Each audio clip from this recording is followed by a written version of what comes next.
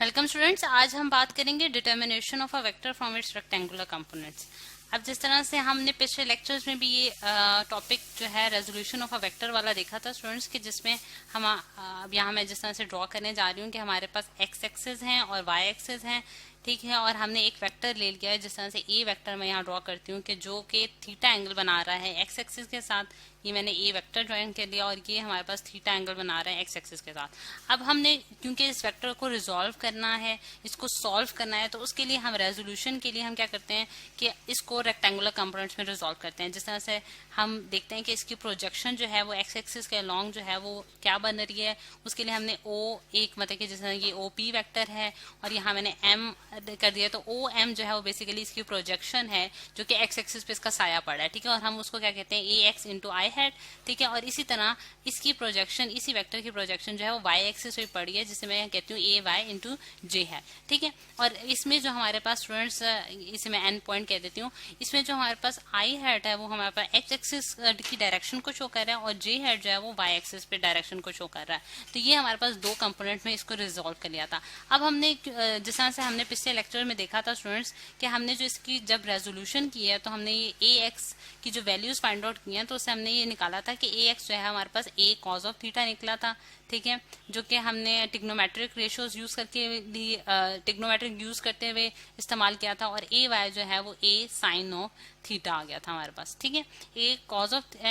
Of theta और ए Y जो है हमारे पास ए साइन ऑफ थीटा है, सही। अब अगर हम देखें कि यहाँ से और ए वेक्टर जो है according to head to tail rule अगर हम देखें तो मैं ओ एम वेक्टर को ओ एन वेक्टर के साथ जो है किस तरह से कंबाइन करूंगी। अगर मैं आपको यहाँ कंबाइन करके दिखाऊं तो आप देख सकते हैं कि ओ एम वेक्टर जो है उसको हेड टू टेल रूल से अगर मैं कंबाइन करूं ओ एन वेक्टर के साथ, तो मैं ये देखती हूँ कि मेरे पास ये वाला जो इसका रिजल्टेंट वेक्टर बनता है स्टूडेंट्स, आर रिजल्टेंट वेक्टर, वो मेरे पास ए के बराबर आ जाएगा, यानी कि यही वाला वेक्टर यानी कि ओ पी वेक्टर के बराबर आ जाएगा। और जिससे मैं ये कंक्लूड कर सकती हूँ कि हमारे पास ये, क्योंकि इसका रिजल्टेंट वेक्टर है तो ये इन दोनों के सम के बराबर होगा, यानी कि ए x into i hat plus A Y into J hat, ठीक है, यानी कि ये इसके इन दोनों के सम के बराबर आ गया। तो इससे स्टूडेंट्स ये वाली चीज जो है मैं यहाँ लिखने जा रही हूँ कि ए जो है हमारे पास इसके बराबर है ए x into i hat plus A Y into J hat. अब अगर मैं इसमें ए एक्स और ए वाई की वैल्यू ऊपर वाले इक्वेशन से निकाल के इसमें पुट करती हूँ, तो मैं ये देखती हूँ कि ए कॉज ऑफ थीटा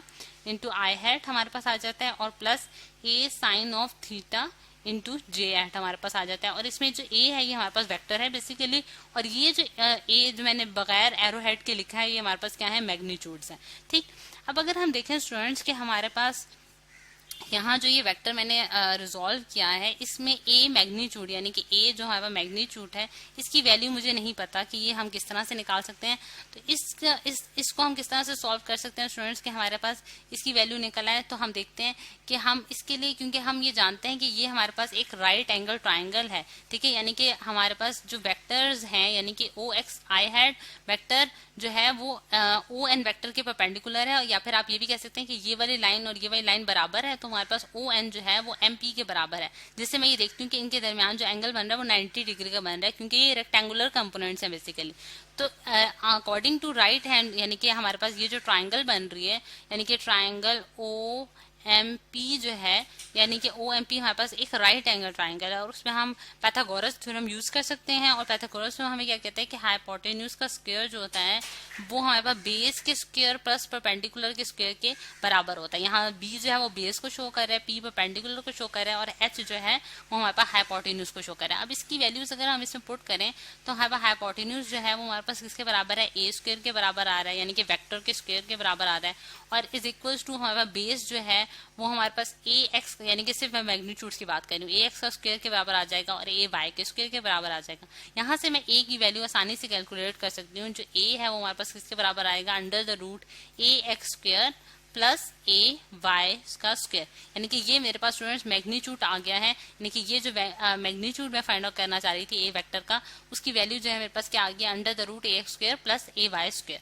ठीक। अब अगर मैं देखना चाहती हूँ कि मेरे पास ए वेक्टर जो है उसका मैग्नीट्यूड मैंने यहाँ से निकाल लिया स्टूडेंट्स, अब मैं उसकी डायरेक्शन नोट करना चाहती हूँ। यानी कि ए वेक्टर देखें, अगर हम ये बात करें कि हमारे पास रेजोल्यूशन ऑफ द वेक्टर की जहां तक बात आती है तो उसकी रिजॉल्व करने का हमें मकसद क्या है, बेसिकली मकसद ये है कि हम उसका मैग्नीट्यूड फाइंड आउट करना चाहते हैं और उसकी डायरेक्शन बताना चाहते हैं। यानी कि दो पर्पसेज हैं हमारे पास। एक है हमारे पास कि हम उसके यहाँ अगर मैं लिख देती हूँ कि हम उसका मैग्नीट्यूड फाइंड आउट करना चाहते हैं। यानी कि अगर आपको कोई कहता है कि आप रिजॉल्व करें वेक्टर को, तो आपने क्या फाइंड आउट करना है, एक मैग्नीट्यूड फाइंड आउट करना है और दूसरा आपने उसकी डायरेक्शन फाइंड आउट करके बतानी है। तो अब मैग्नीट्यूड तो हमने फाइंड आउट कर लिया ए वेक्टर का, जो कि हमारे पास ये निकला है। अब उसकी डायरेक्शन फाइंड आउट करने के लिए भी हम ट्रिग्नोमेट्रिक रेशियोज को ही यूज करेंगे, क्योंकि हम ये जानते हैं कि हमारे पास एक ये राइट एंगल ट्राइंगल है, तो यहाँ हम ट्रिग्नोमेट्रिक रेशियो यूज करें तो हम tan ऑफ थीटा का अगर फॉर्मूला यूज करें तो tan ऑफ थीटा हमारे पास क्या होता है, परपेंडिकुलर अपॉन बेस। ठीक है, यानी कि परपेंडिकुलर अपॉन बेस है हमारे पास, और परपेंडिकुलर इस केस में हमारे पास क्या है स्टूडेंट्स, एम